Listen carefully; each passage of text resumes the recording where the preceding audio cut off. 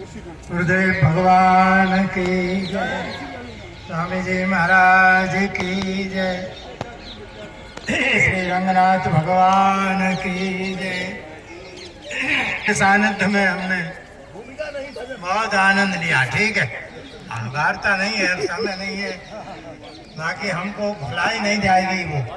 स्वामी जय हो। विप्रधैन सुर संत लीन मन जे अवतार, निज इच्छा निर्मित तनु माया गुण गोपाल। जय जय। भक्त भक्ति भगवंत गुरु चतुर नाम बपु एक, इनके पद वंदन किए नासत विघ्न अनेक। श्री राधा रानी के चरण बंदो बारंबार, जिनके दर्शन मात्र सो निर्रीज नंद कुमार। जय हो। श्री आज बिना भजन के जीवन बेकार है। इन संतों की व्यवस्था देखो आप, श्री धाम वृंदावन में आकर के भजन कर रहे हैं, सबको बता रहे हैं। बड़े बड़े कार्यक्रम जितने हो सब संतों के द्वारा है, संतों के द्वारा। किसी की ताकत नहीं करने की, संतों के द्वारा सारे कार्य। तो भजन बिना, इसीलिए कहा है संतों ने, अरे भजन बिना सुन प्राणी रे सुनी जिंदगानी, तेरी भजन बिना। बिन विवेक बैराग भाग बिन, और भाव भगत नहीं जानी प्राणी। भजन बिना सुन प्राणी तेरी सुनी जिंदगानी, भजन बिना। ध्यान देना। वाणी बेमिठास अप्रमाण इतिहास, बिन सेवा बिन दास श्वास राम के भजन। जन बिना पुत्रग्राम, पुत्र बिना कुल नाम, प्रेम बिना शुभ काम, सुनो धर्म बिना धन। धन बिन कोस, कोस बिन राजा, और राजा बिना राजधानी। रे प्राणी तेरी भजन बिना, सुन प्राणी रे सोनी जिंदगानी। हाँ, राजा बिन राजधानी, संबोधन देखिए उसी शब्द से। ध्यान बिना संत बेजमात के महंत, कैसे कोयल बसंत बिना अंत सी लगत। गत बिन फीको नृत्य, सुख शांति बिना चित्त, यजमान बिन वृत्त मित्र बिन जो जगत। गत बिन देह नेह बिन नैना, और जो मोती बिन पानी प्राणी। अरे भजन बिना सुन प्राणी तेरी सोनी जिंदगानी। जो मोती बिन पानी, पानी बिना सर, बिन दान सूनो कर, बिना दीपक के घर, तर फल फूल हीन। हीन बर संगनार, बिना दाम के बाजार। बिन ढाल तलवार, विप्र विद्या बिना दीन। बिन धार तलवार, विप्र विद्या बिन दीन। बिन दिनेश बिन नार केश बिन, और भेष बिना मेहमानी प्राणी। भजन बिना मानी। जाओ। मानी बिना जीत, संक्रांति बिना शीत, बिन प्रीत हुए प्रतीत। रीत बिना क्षमता, मता लंबो बिन बोध, वृथा बल बिना क्रोध। बिना शत्रु प्रतिशोध, शोध बिना समता। समता बिन सतपुरुष श्याम बिन, अरे सुनिए राधा रानी प्राणी। भजन बिना सुन प्राणी रे सोनी जिंदगानी।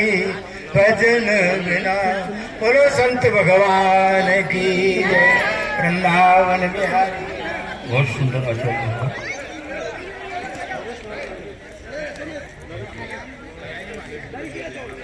अतः परम अस्माकम आश्रमाधीश्वराः अनंतानंद विभूषिताः स्वामी श्री राम प्रपन्नाचार्याः यत्र विराजमानाः सन्ति, तेषां पार्श्वे विराजमानाः शरणागत आश्रमस्य अधीश्वराः श्री बिहारी लाल भक्तमाली जी महाराजा तेषां चरण कमलेषु विनिवेदनं विद्यते यत् भवद्भिरपि स्वकीयं प्रवचनं देयम्।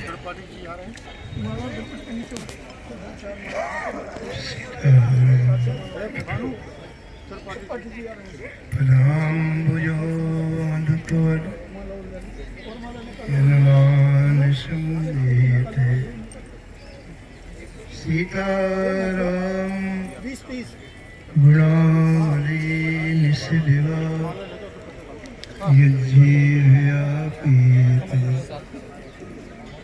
सीताराम विचित्र रूप मनुष्यं यस्यक्षुसौरभूषणं सीताराम सुनाम धाम नित्यं सद्गुरुं संभजे।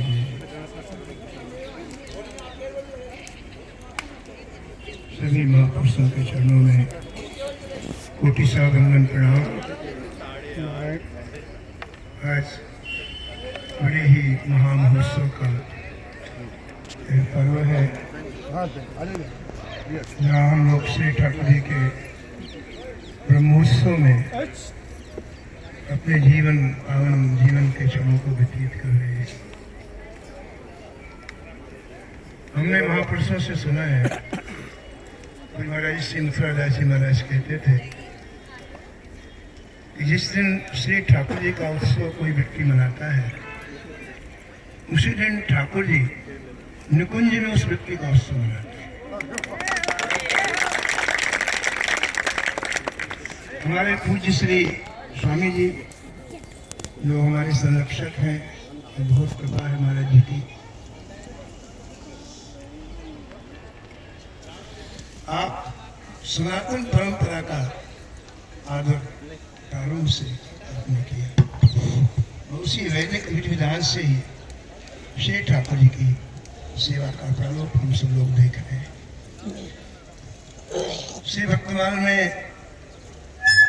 श्री जगदगुरु रामाचार्य जी की एक पंक्ति लिखी श्री नाभाजी ने, कृपण पाल करुणा समुद्र रामानुज संग नहीं भी। कृपण पाल का तात्पर्य यहाँ ऐसा संत लोग कहते हैं कि जो लोग अपना समय ठाकुर जी में नहीं लगाते। कृपण का एक अर्थ कंजूस भी होता है, लेकिन यहाँ बाबा जी का आशय है कि जिन्होंने अपने जीवन को व्यर्थ में खो दिया, संसारासक्त प्राणी, उनका पालन किया, उनको खींच करके ठाकुर जी के चरणों में जोड़ा। क्यों किया? क्या जरूरत थी? आगे बाबा जी कहते हैं करुणा समुद्र। करुणा इतनी लहराती थी हृदय में, तो सृष्टि में किसी को दुखी नहीं देख सकते। बिना करुणा के फोटो छाप काम होता है, ओरिजिनल काम नहीं होता। इसलिए सबसे पहले हृदय जो पत्थर बन गया है, संसारी जड़ पदार्थों का चिंतन करते करते जब वो पिघलता है, करुणा आती है, तो सब जीवों के प्रति सर्वे भवन्ति सुखिनः सर्वे सन्तु निरामया की भावना बनती है। आचार्य शरण ने इतना बड़ा काम किया महाराज, कभी आप उस ग्रंथ को उठा के देखो, अद्भुत, उसकी कोई सीमा नहीं है, उसको कुछ 1-2 मिनट में वर्णन नहीं किया जा सकता। लेकिन मैं 1 मिनट में एक बात कहना चाहूँगा, उससे आप सब प्रबुद्ध लोग हैं, आपको उसका कुछ न कुछ अंदाज लग जाएगा। श्रीरंगम में एक दही बेचने वाली आई, सभी वैष्णव श्रीरंग भगवान की आरती करके बाहर बैठे थे।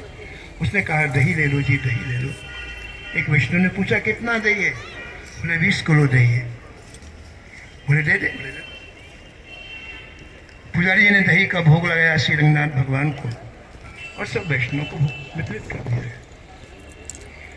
आचार्य शरण मठ से बाहर निकले, पूछे भाई ये कैसे बैठी है, ये गोप स्त्री कैसे बैठी है?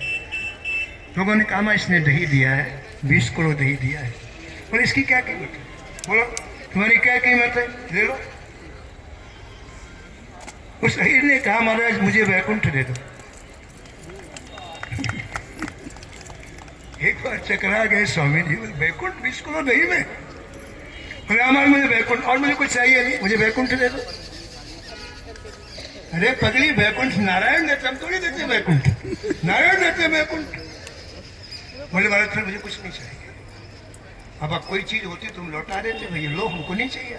दही तो डाइजेस्ट हो गया, दही तो पच गया, अब फंसे। तब उसने एक बात जो कही, वो कह के मैं विराम दूंगा, बड़ी जोरदार बात, अद्भुत भक्तवान है महाराज। उसने जो एक शब्द कहा महाराज आप एक काम करो, एक कागज में एक लाइन लिख करके दे दो कि इस अहिरनी को बैकुंठ दिया जाए और नीचे सिग्नेचर बना दो, फिर बैकुंठ मिल जाए। आप समर्पण देखो संतों के प्रति, किसको चुकौती का होना चाहिए महाराज। उनको लिख के देना पड़ा क्योंकि दही वापस नहीं कर सकते थे। श्री जगन्नाथ रामलाल जी ने एक पंक्ति लिख के दी और बोले अब इसमें दस्तखत बनाओ, हस्ताक्षर बनाया। उस कागज को लेकर उस सर में रखकर वेंकटेश भगवान के पास गई, कागज जैसे चरणों में रखा, विमान आया, उसको बैकुंठ धाम ले गया। ये है महाराज इन संतों का चरित्र, इन संतों की महिमा। ऐसे संतों के पावन चरणों में बार बार प्रणाम, इस दिव्य महोत्सव को बार बार प्रणाम। और आज महाराज जी ने जो बगीचे में आयोजन किया उसके लिए बहुत बहुत बधाई महाराज जी को। खुले वातावरण में एक आनंद ही अलग होता है। इन्हीं शब्दों के साथ वाणी मैं निवेदन करूँ।